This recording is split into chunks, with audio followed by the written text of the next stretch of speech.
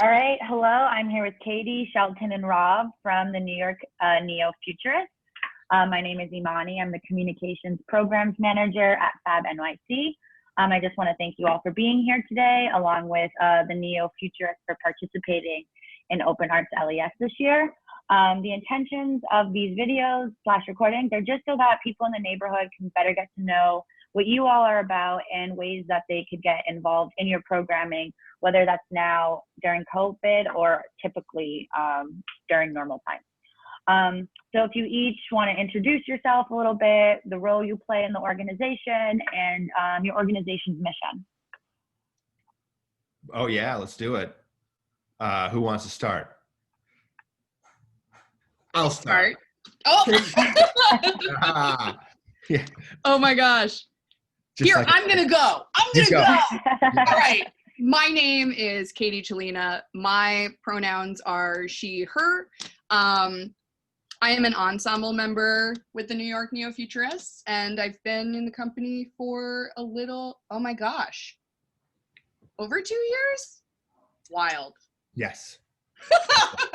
That's me.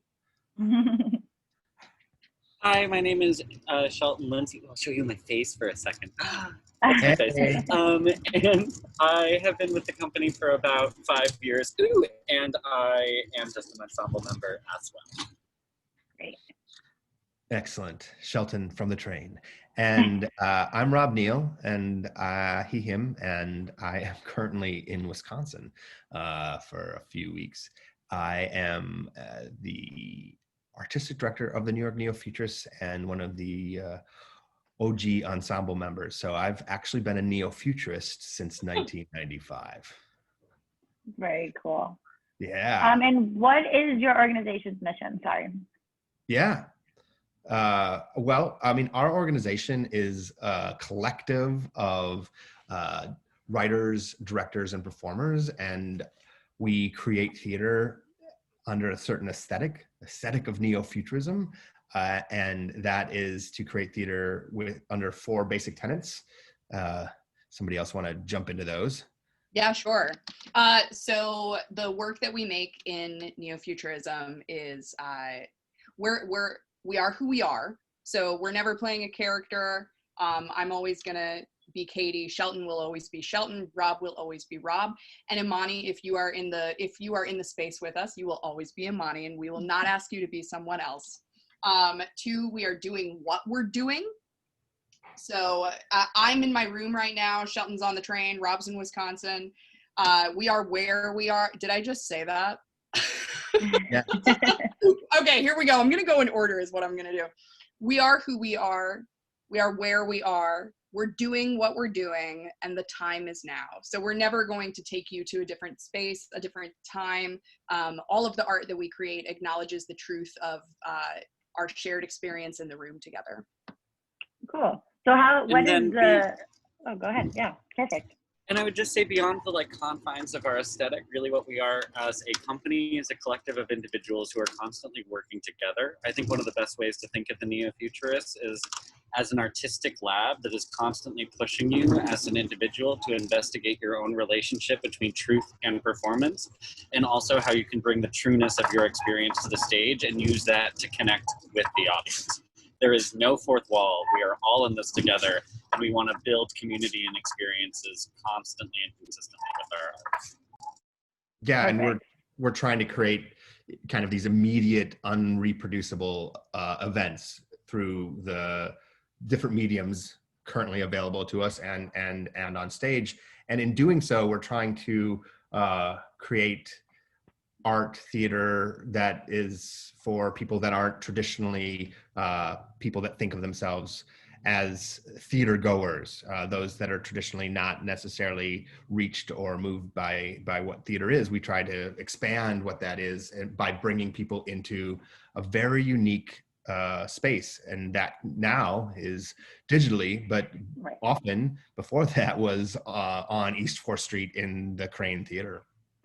Very nice. Do you want to tell us a little bit of your history and then maybe tie that into how you ended up in the Lower East Side? You bet. You bet.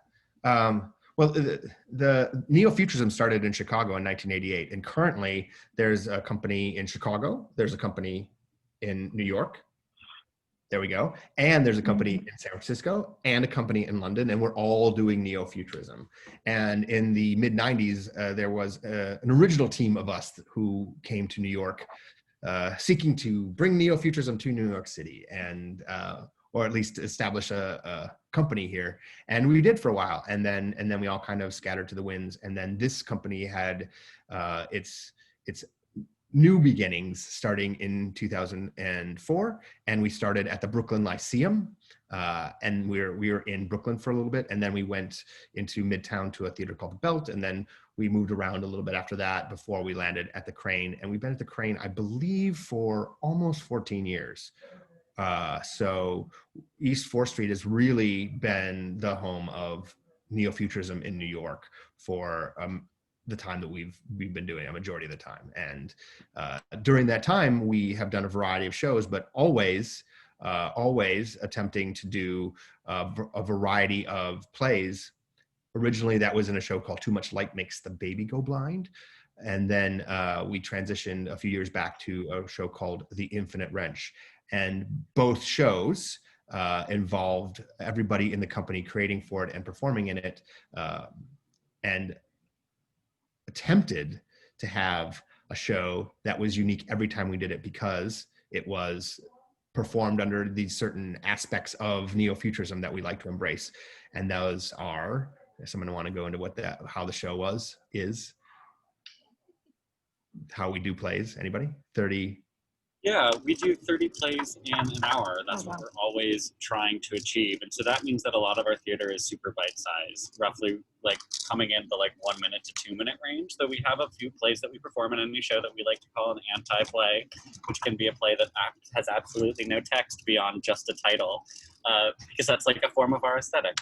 And the numbers, we like basically give every single play a number, and then those numbers exist in a menu. And then the audience would call and shout out the number of the play they wanted to see next, referencing the menu that they have in front of them with a clothesline strung up on the top of the theater. And because Neo-Futurism is both sort of this blend between like theater and sports, we would end up like running across the stage and like throwing ourselves through the air and trying to like rip down these numbers and scream out these play titles, and then like suddenly all fall into this like beautiful like poetic monologue about our internal feelings about what it's like to be like scared and afraid in New York City. And then, you know, we'd shout our magic word, which was curtain, and then we'd have to start doing another play and run and grab another number and pull it down and then do like a funny dance play. So it was like always very scattered. It's like Twitter theater. I love it. Yeah, that sounds like a lot of fun. Wow, that is really incredible. And it's fun. I think something that's really special about Neo-Futurism and seeing a Neo-Futurist show is that we are co-creating the experience with the audience. Right. So we like to say that, you know, the audience is really the engine that keeps our show moving, because we rely on our audience to choose the next play. And so they really create what the full hour feels like, right. because they are that engine that's choosing what comes next and co-creating that experience with us. And embracing that idea that no show is ever the same, no audience is ever the same. We look at each time we create and present what we do in that collaboration. It's a unique, spontaneous community that is activated for however long the show is. And in that way is different than a lot of other theatrical experiences. Mm-hmm. Right. Wow, that as a performer, I was like, wow, embodying that felt chaotic but exciting. But as an audience member, I also felt just as excited. So yeah, that sounds really fun. Okay. And we do write a lot of plays that involve the audience speaking with us. Like, okay. Katie had this amazing play that I loved where she would sit with the audience and have an Narragansett and like talk about what they love about museums in New York City. And it was so simple and easy and beautiful, and it was so much fun as a performer to like watch someone else take our stage and like share their own heart. I love how the space held that possibility. So it's okay. So the way I'm compartmentalizing a little bit is that there's an artist way of getting involved in the Neo Futurists. Of course, that's, you know, performing. And then there's the audience, which that's the community. They can come in. And so I'm assuming those are shows, as you mentioned, we'll speak typically. Are there any discounts that you give out? Are there ways that you can volunteer and potentially see the show for free? Yeah, basically, what does that kind of look like for y'all? Well, there's a variety of ways. Yes. Often we, for artists, have open call auditions, or I guess it's, open call auditions once a year. Who knows what happens out of this, but typically once a year. Right. In addition to that, we have workshops where we teach this kind of approach to storytelling and developing your voice and performing throughout the year. And we're still working on doing that in the pandemic, and we'll, you know, always have that drive so people can get involved that way. And that can be about getting more knowledge of how we do things so you appreciate the show in a different way. That can be about getting more knowledge so you can audition for us. That also can be just about like how to be more creative in your life, whether you're creating art or you know, working in a factory or wherever you work, you know, coffee shop, coffee factory, yes, shop vac factory. And they're all factories because nobody goes to factories. Yeah. Whole fact. Right. And then we also have volunteers who help us with box office and that element of the show when we are running the show at the Crane. And when we have big events too, sometimes we try to yearly have a gala. There's one coming up on the 15th of October, depending on when you hear about this. And when we do that in person, we have a lot of volunteers help us with that as well. And then we're really invested in being a part of the Lower East Side and the East Village. And so, you know, part of it is we're looking at ways to engage different communities in the neighborhood as well. Harder currently, but we you know, want to partner with FAB or other organizations to take some workshops into the neighborhood and do that. And there are always ticket discounts, and currently I don't believe there is a neighborhood one because we're not currently performing, but there is an initiative, a ticketing initiative for things like that, especially if it's groups or organizations that want to be seeing something different theatrically and being a part of a show. Go ahead.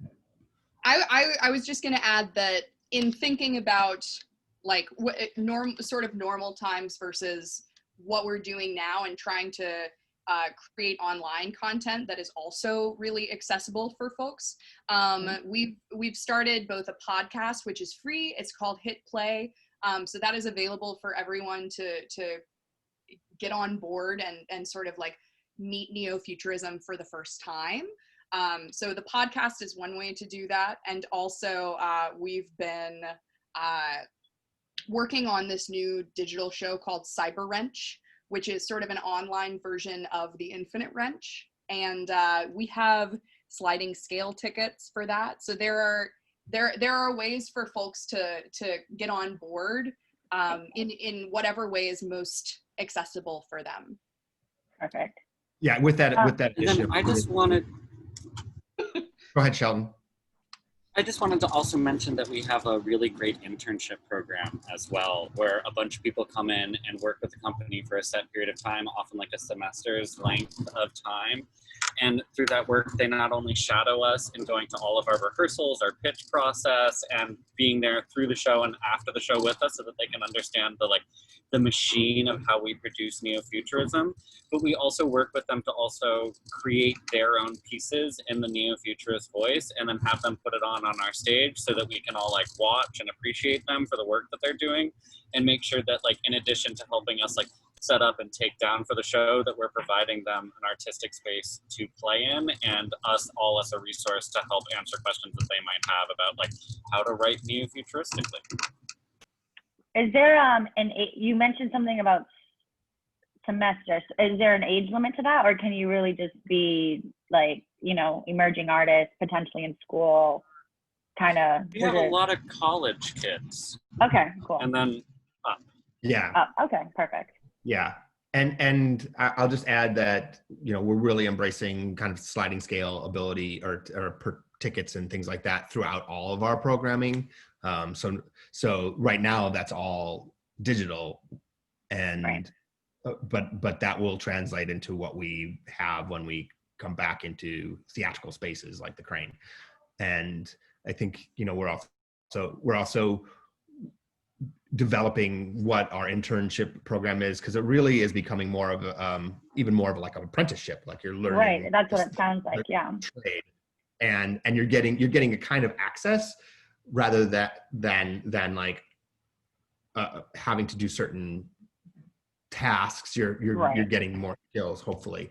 And we're also taking time during this time to look at how we can do that better and revamp that.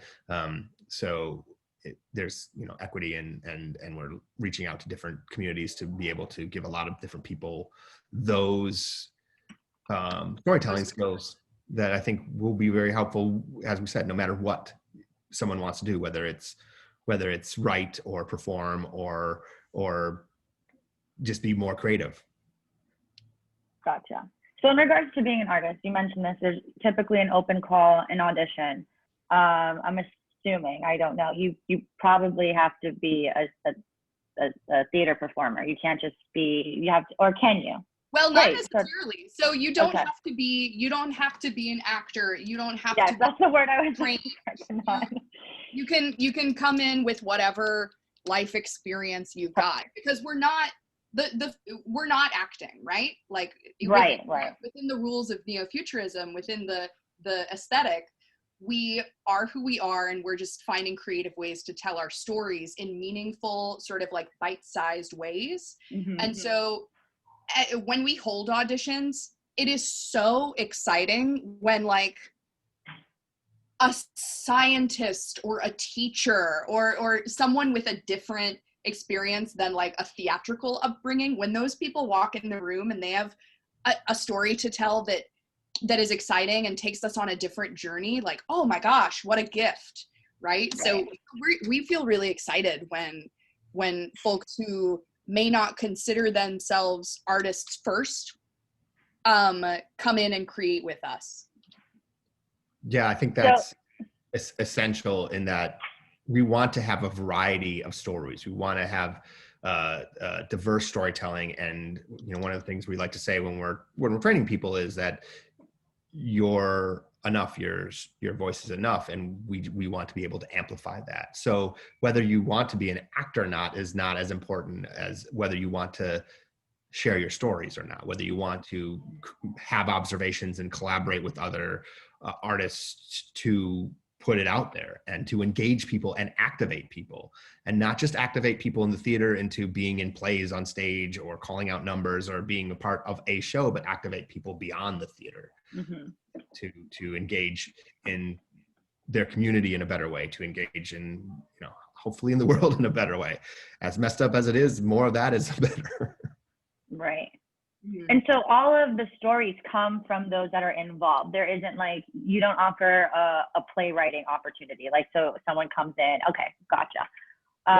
And I think another thing that's nice about our structure is that like the person who writes the play, each play, really has ownership of that play and decides where it goes and how it lives. And I feel as an artist that like when my pieces are in the show, I feel empowered to like let them breathe and stand in whatever way works best. And once I'm not in the show, if my play is about my story and I can't perform it, then my play's not in the show, because only you can tell your story and only I can tell my story. So there's a beautiful sense of ownership that I haven't felt in a lot of other theater spaces that I think helps me be a more passionate and engaged artist in the work. Go ahead. I was just saying, in that element, there, like, we are constantly not just collaborating and amplifying and providing a delivery mechanism for these stories and voices and all that, but yeah, there is a playwriting element to it, partially because, you know, no matter what we're doing, we're trying to make what we do better, and in that we're looking at how the play, it's the short plays can be incubated and developed. And sometimes what happens is the short plays that we incubate and develop go on to be slightly longer plays, and sometimes they go on to be much longer plays, or the elements of them go on to be plays that are more considered one acts or full lengths. So having the variety of experimenting with 2-minute plays leads to things that are bigger, leads to not just a strengthening of your voice and your the breadth of what you can do, but it also makes it so you can create larger things, and things well beyond neo-futurism. Like, it's not just about that, for sure. How many people are, I guess I have kind of, it's a double question in one. How many people are in the ensemble, and does that then mean that people are constantly cranking out material? Like, what's the process to even, as in the ensemble, to get your play in the Infinite Wrench? Well, we have so there's like 14, I think, active full-time Neo-Futurists working in New York right now. And I think there have been 75 or 80 in the company in total over the like 15 years or 16 years that we've been operating inside of New York. And every one of those people who are in the show, mainly those 14 who are full-time active company members right now, we usually have a schedule, right? Like a calendar that we build out, and we have to be in the show for a minimum of 3 weeks. Like a maximum of, like, let's say about 10. After that, you start to get theatrical burnout because it's a big machine, and then you're writing and creating every week. So you're performing on Fridays and Saturdays. You're cutting shows from the menu. Basically, when we finish the show, we take those 30 plays, and on Friday and Saturday nights, the audience roll a die. And let's say the first night they roll a 5, and the second night they roll a 5. We're going to get rid of at least 10 plays of those 30 to write new material for the next week. And then those people who are in the show come together on Tuesday night. We pitch all of the plays. So let's say we bring 30 plays to the table on that Tuesday night. And of those 30 plays that we present, we choose 10 of those to, like, learn, rehearse, and put into the show. And by that mechanism, the show is constantly evolving and changing. And so it's like, I would just add to what Shelton said, that like that cycle of constantly, like, sort of, it's almost like jumping into the double dutch, you know what I mean? Like, we jump in to our sort of run in the show, and we're creating during that time, and we jump back out, but the show, the Infinite Wrench, is happening every single weekend of the year except for the last 2 weeks of December. So this thing is always moving. And I think there's a joy in there's actually, for me, there's a joy in like the like 4th or 5th week where you've run out of good ideas. You know, you've run out of the things that you go immediately to. And you start to get more curious about the sort of minutia, or like the little things, or the absurd. And so there's a lot of, it's you know, we're telling our own stories, and we're like creating things from our own lived experience, and that can be political, it can be heavy, it can be very earnest. And then there's also those sort of like, oh God, what do I write about plays that bring a lot of joy and fun and levity to the show. So that mechanism also allows us to like access different parts of ourselves and different ways that we exist in the world. And I think it makes, it creates a show that has something for everyone. Right. You know, even if you don't necessarily, sometimes we say, you know, if there's a play that you're not quite sure about, it's going to be over real soon. and the next one might be the most beautiful, exquisite thing you've ever seen, you know? So I think the machine supports that variety. Right. And also, like, sometimes plays are just bad. Like I've written some plays that are like bad plays. They are like not good pieces of art, and like they fall through the cracks and they end up in the show, and then you perform them one night and the audience looks at you and you are like, we will never do this again. We won't do it. Yeah, and that is the most liberating thing as an artist. I joined the company and wanted to audition because the first show I went to, as they introduced the show, they said, failure is always an option here. And for my entire life, and certainly my artistic life, no one had ever told me that to fail on stage was an option. And so to be given that permission, I was like, oh my God, I want to work with these people. I want to like make art with them. If they're telling me it's okay to try, and if it fails, then like to learn from it rather than be ashamed, because my natural state was to be ashamed, or before the Neos. Yeah. And as Shelton, it's like, you know, you look at that and it's like, oh, it's not about being perfect, or, you know, perfection is the enemy of the good. Like, it's like, that is something, it's about the attempt. You know, we often don't finish the show in one night, right? It's an ever-changing attempt to perform 30 original plays in 60 minutes traditionally. And so there are times where it doesn't happen, and that's okay, because what it is it's really, really happening, and we're really trying. We're doing tasks on stage, and the show itself is a task, right? So if we're really doing, if we're saying that we're really drinking 3-day-old water out of a blue container, we're really doing it. And it still tastes pretty good. And you know, and like I was just thinking as Kay's like, oh, we could totally, you know, when you hit that wall, what do you write? And I'm like, if I were at that wall right now, I would write a play based on this Zoom call about the amazing variance of all of our hair right now. Right? Shelton's hair is doing some magical stuff. I haven't cut it since quarantine began, and I'm starting to feel like a Muppet rat. Your head like me. Katie did an amazing cut recently. You just dyed your hair, and I'm getting my first haircut tomorrow. Exciting. Amazing. So that would be I mean, because you, as an artist in general, I think, but as a neo-futurist particularly, you have to be a sponge. You have to be kind of taking what you are going through, what you're seeing, what's happening in the world, and what's happening to you, and what you're doing, like, and be willing to say, this is interesting, and this is how we can present it. And it can be just as simple as one person standing on stage and telling their feelings to a group of other people, and those people reacting. And it can be complex with lights and mess and destruction and creation and sounds and all that. Equally as valid. And you, as a neo-futurist, work with the team to, like, you try to figure out what the delivery mechanism, what the process is, what is the thing. And yeah, you may put it out, like Shelton said, and like, boom, failure. Oh God, why did I do that? But you may put it out and go, boom, failure. Oh, now I've learned this. Tomorrow night we're gonna try it this way, and it's gonna be better.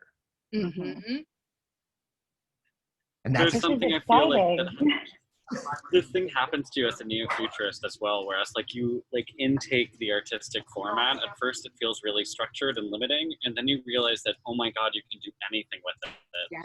And what becomes so exciting is you'll be out in the world and like something will happen to you, and sometimes it's like sort of traumatic, or it's like a bad experience, and you can feel this little voice at the back of your head being like, this is a play. Make art You know? with it. Turn it into like, art. you know, like, this is going to be a story you tell lots of strangers on stage. And like, you know, I had a moment where I had like a big, you know, I had an accident, let's put it that way, at work one day, and I was like humiliated, and at the same time I was like, I cannot wait to tell hundreds of New Yorkers that I've never met about this experience, because like I know they're gonna learn from it too. You know, and like that's the joy. It's too bad I don't even have words that we're in COVID, because this sounds really incredible to watch, and it seems like, I mean, as a performer, I've been in pretty traditional, you know, theaters, and so there are sometimes here and there it gets interactive, you know, it pushes the edge a little bit, but I don't think I've ever been in something that's like 30 plays potentially for 2 minutes. Like that just gives, that's just really exciting to hear. And it's like, there's something for everyone. If there's not, hopefully next weekend. And it gives everyone an equal opportunity. Yeah, right. Maybe in 10 minutes. And that's really great. I think, I would just say, I mean, that we can tell you how you can experience it now. Yes, I was just gonna say, I mean, we've transitioned into this like plays between COVID, racial and social justice initiatives. How have you navigated that? You mentioned, Katie, hit play, and then a little bit of cyber wrench, but I would love to hear a little bit more as like what you're thinking for the future. Ooh, or yeah. even now, well, how have you all, managed in the past 6 months, I guess? Yeah, I think that, I mean, it's such a weird thing to be tasked with. Okay, how do we keep this continually rolling engine going when we have to put it in a different medium, and when we have to still really, really quickly respond to what's going on in the world, so that when we say something is true, it's still got to be true. Right. And when everything changes so quickly, we as Neo-Futurists need to be able to respond to that really quickly. And so I think one of the gifts of of having varied experiences in media production within the ensemble was that a couple of Neos had a lot of podcast experience, and so immediately that was something we could get off the ground. And we had the flexibility to take a week and say that, like, okay, like all of the Black Lives Matter protests were like full charge. How do we use our podcast to create space for that? How do we honor that in what we are creating? And so we took 2 weeks of our podcast to specifically feature Black artists in the company and Black artists that we have connections to, and we've been able to keep that ball rolling in that way. And so Cyber Wrench, which is our new sort of digital live event, that's much like the Infinite Wrench, that has been another space for us to say, okay, we have figured out how to respond to the world in podcast form and how to keep engaging with the world in podcast form. How do we do that in different mediums? How do we do that in a live, in real time, so that people can still feel that level of engagement and co-creation? And it's not something that they're just listening to, right? It's something that they're also interacting with. And so Cyber Wrench is our attempt to sort of recreate that feeling of being in the Crane Theater with us. And so in Cyber Wrench, you get a super secret link when you buy a ticket. And yeah, you and our audience members still have a way to go in the chat on the live show, right, and call out the numbers of plays that they want to see. And so, of course it's different from real life, but you still get the sort of like chaos of us like, okay, well now I have to go set up things around my apartment, and now and also my cat is here, and I'm going to do this. Exactly. And so so that's sort of where we are now, in how we're trying to, in just how we're like figuring out ways to continue being responsive and being connected to our audiences, and finding new ways to do that. And you know what? Sometimes they deeply do fail. And that's exciting. Yeah. Right. And we just recently started this Cyber Wrench idea. We worked in a variety of places, but one with the Orchard Project, they had a liveness lab. We've talked to the Culture Hub folks and Fab folks and digital performance, did a lot of research. And there are Neo-Futurist shows that Chicago's doing and San Francisco's doing and London are doing, and we're out there on social medias and on YouTube and all sorts of things that we're all putting work out there. But given the kind of craziness of all that is happening in the world, the great thing is that we're all ensembles experiencing different things, and that our formats allow us to present those in different things. And it also allows people to say, hey, I need to step back right now. I don't need to create right now. My life that's not what it's about. and the other people in the ensemble can continue to do that while those folks need to do more self-care, and we support them as well. You know, I think one of the important things for us not only is to be responding to what's happening in the world and amplifying our voices in art that way, but also to be supporting people in our Neo-Futurist community and beyond that, and saying, hey, what do you need, and how can we do that? And that can change month to month, week to week, day to day, hour to hour. Right. And trying to be nimble enough to do that, and on top of that, you know, being able to hopefully do some financial support as well. I mean, we're not a huge company. We don't have our own space. We relied a lot on ticket sales prior to all these shifts, and those are, majority of them are gone. Majority of those incomes are gone. But the idea is to like have that support, because as we know, being a part of Fab, being Neo-Futurists, like the community is the important part. Right. Supporting each other is the important part. Totally. I think what also, I mean, it definitely depends on who you are as a person. But in regards to like your philosophy of like being here now, you know, it seems very like mindfully present. And there isn't this like really this showy aspect of, there could be, but it seems more raw in a way.